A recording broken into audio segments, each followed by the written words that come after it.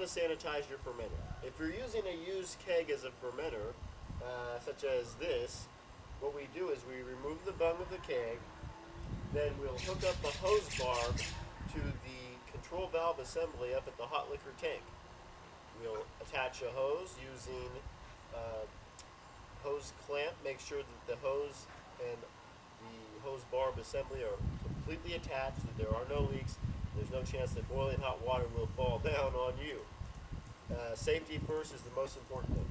So we fill up the fermenter with boiling hot water, leave it sit there 5 to 15 minutes, then we'll dump out the boiling hot water and refill the fermenter with an iodophor solution. That's an iodophor sanitizer and water mixture. Generally speaking, follow the directions that the manufacturer sets forth. Usually a slight amber color is what you're looking for. Then when you're ready to boil your wort and then run it through the wort chiller, your fermenter will be ready to go. You generally want to dry the fermenter before you do this, before you add the sweet wort. The process of drying the fermenter is simply emptying out the iodophor solution a few minutes beforehand, putting the keg upside down, letting it drain out. The process of the iodophor solution drying actually breaks the cell walls of any living biological organisms and will effectively sanitize your fermenter. When you're ready to use, just invert to a right side up position and run your boiling hot wort through the wort chiller. Make sure the wort chiller coolant valve is on, and then put your cooled wort in the fermenter. After you're done, go ahead and place a stopper and airlock assembly on top of the fermenter. You will need a 10.5-inch stopper for that purpose. We fill the mash tun half full with strike water, and then we mix in the grain. Now, remember, we want to use less water rather than more, so that if we need to add water to raise the temperature, it won't be a problem. Generally speaking, you add the grain to the mash tun half full of water, then you'll add water to make sure you get into the right level. You want a well-mixed grain and water mixture. However, if you need to raise the temperature, there'll be less dilution if you already don't have too much water in the mash tun. And it also leaves room in the mash tun to raise the temperature by adding water. Initially, you can add more of the hot water from the hot liquor tank. However, as you add more water to the hot liquor tank for the sparging process, you may want to use a secondary source of hot water, such as a small pot that you use on your stove to heat up hot water, and just add to the mash tun. As you can see, we're adding hot water to the fermenter through the use of a tube attached to the inflow control assembly to the hot liquor tank. We have the valve open on the outflow. We have a hose barb attached. This hose is 3/8 inch ID, but if you use a 1/2 inch ID hose, it'll be better because you'll have a faster rate of flow. And then you can basically empty out your hot liquor tank, fill your fermenter with boiling hot water to sanitize in a much quicker way. As we look at the sight glass, we can see that there is no more water left flowing through. The sight glass is empty. And our fermenter should be about full. We'll let the fermenter sit for 5 to 10 minutes to sanitize, upon which time we will invert the fermenter, allow it to drain, and then place it right side up, add iodophor solution, and let it stay to sanitize until we are ready to fill the fermenter with sweet wort.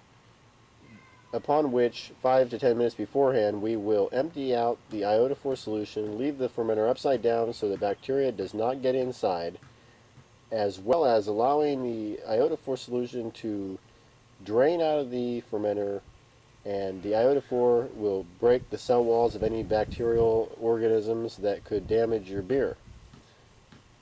That is the best process as far as sanitizing the fermenter. The control valve assembly to the hot liquor tank has many uses. With different attachments to the outflow point, you can not only add hot water at a high volume to your mash tun, but you can use it as a hot water source for your fermenter sanitizing, as we are doing in this case. Other options include adding the correct fitting to install the sparge arm. These fittings can easily be replaced by using a common adjustable wrench. If you need hot water to fill up your boil kettle, you can add a 1/2 inch ID nipple or hose barb and a hose, upon which case you can fill the boil kettle directly. Keep in mind, these options are only limited to your imagination and your needs. If you need direct water into the boil kettle, it may be easier to simply disconnect the hose into the system and place it inside the boil kettle. The reason for this is we do not need filtered water when we are sanitizing the wort chiller. We also do not need filtered water when we are sanitizing the fermenter. Using the garden hose straight is a simple and effective way and does not require any extra work.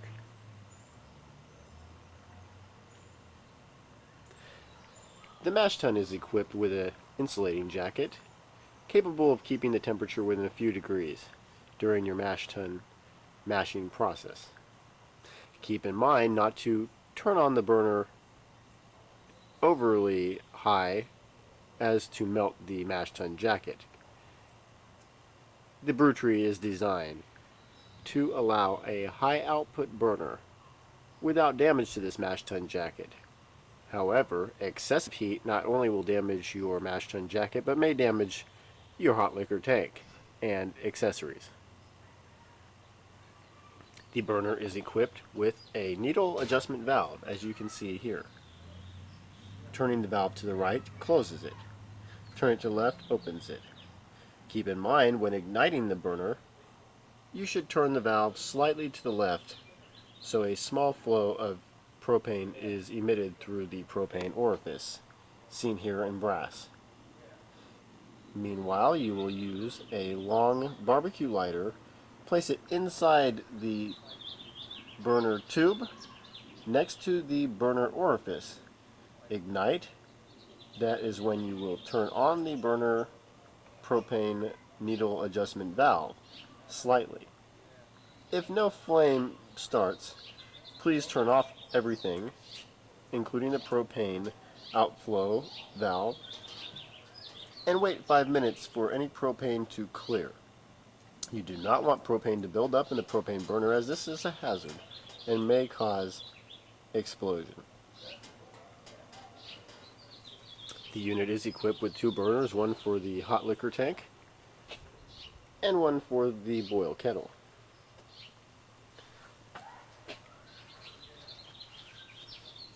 The unit is also equipped with heat shields for the 3-inch dial thermometer and for the sight glass. The heat shields are adjustable and should be made sure that they are close to the hot liquor tank and protect both the sight glass and the dial thermometer from heat. Make sure there is no leak through the bulkhead fittings, as seen here.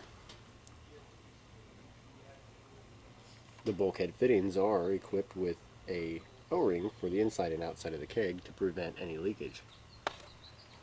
These O-rings are easily replaceable, as well as the bolts that go through the keg wall and the washers that hold the O-rings against the keg wall.